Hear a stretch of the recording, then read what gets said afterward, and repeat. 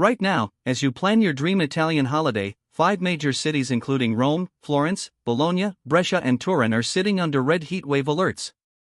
That's the highest level of warning Italy issues, the one that says heat is dangerous for everyone, not just the elderly or unwell.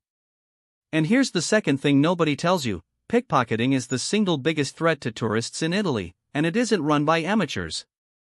It's a highly organized, almost generational profession. So before you pack your suitcase for summer 2026, this video will give you the real, practical knowledge you need to handle Italy's punishing heat and stay one step ahead of the scams. Let's get into it. Let's start with the basics. June through August is peak summer in Italy, and the climate varies dramatically from north to south. In June, average temperatures sit between 20 and 28 degrees Celsius, with bright, sunny days and pleasant, slightly cooler evenings in the north. But that's the average. During a heat wave, cities like Rome and Florence can push past 38 to 40 degrees Celsius in the shade. The south, including Sicily and Puglia, runs even hotter and drier. Coastal areas like the Amalfi Coast feel more comfortable thanks to sea breezes, while inland cities trap heat between stone buildings, turning streets into ovens by mid-afternoon. The key takeaway: Italy in summer is not one climate, it's several, and your packing and planning should reflect exactly where you're heading. Italy's health ministry runs a color-coded heat warning system across 27 cities, and learning it could genuinely protect your trip. Green means no risk. Yellow is a pre-alert, signaling rising temperatures. Orange means conditions are a health risk for vulnerable groups.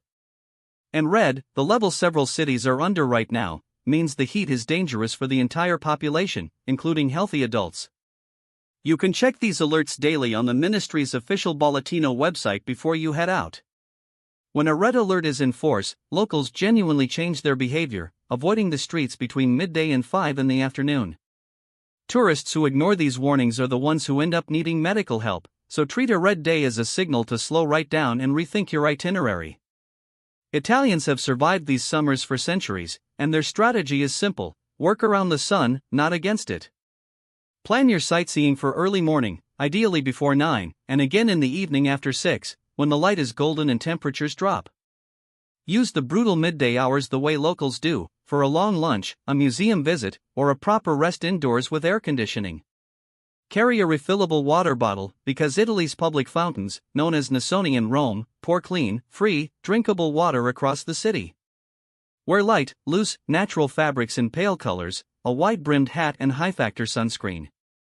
And never underestimate dehydration. Warning signs include dizziness, headaches, and a racing pulse. If you feel them, get into shade and drink immediately. Now to the threat that catches more tourists than any other. Pickpocketing in Italy is concentrated in predictable hotspots, and knowing them is half the battle. In Rome, Metro Line A and the famous Bus 64, which runs to the Vatican, are the most targeted routes in the entire city. Termini Station has the highest concentration of petty crime, especially after 10 at night. The crowds around the Colosseum, the Trevi Fountain and the Spanish Steps are prime hunting grounds because tourists there are distracted, looking up, and reaching for their phones. The thieves are skilled, fast, and often work in teams, with one person creating a distraction while another lifts your wallet. Awareness, not paranoia, is your best defense. Beyond pickpockets, Italy has a well-rehearsed catalog of scams. The classic one is the friendship bracelet or rose. Someone near the Pantheon, Trevi, or Spanish Steps presses an item into your hand for free, then aggressively demands payment. Never accept anything handed to you on the street. Watch for fake charity petitions, or someone thrusts a clipboard at you while an accomplice goes for your bag. Be wary of unofficial taxis. Only use white taxis bearing the Roma Capitale shield, and remember the fixed fare from Fiumicino Airport into central Rome is €50, so anything wildly higher is a con. Restaurants near major sites sometimes add a hefty cover charge, so always check the menu prices and the coperto before you sit down. Protecting yourself is mostly about smart habits. Keep your valuables in a front pocket or a zipped, crossbody bag worn in front of you, never in a back pocket or an open tote. Split your cash and cards across different places, so losing one doesn't ruin your trip. Carry a photocopy or a phone photo of your passport, and leave the original locked in your accommodation safe whenever possible. On crowded transport, keep one hand on your bag, particularly as the doors open, which is the classic moment thieves strike. For phones, use a strong passcode and avoid leaving your device on a restaurant table, where snatch and grab thefts on scooters are common. These small disciplines, repeated automatically, make you a far harder target. If something does go wrong, remember one number, 112. It's Italy's universal emergency line, it works across the whole country, and the operators speak English. For police specifically, you can also dial 113. If you're pickpocketed or scammed, head to the nearest Carabinieri or Polizia di Stato station to file a report, which you'll need for any insurance claim. Better still, look for the tourist police, the Polizia Turistica, stationed near major attractions like the Colosseum and the Vatican, who specialize in helping visitors.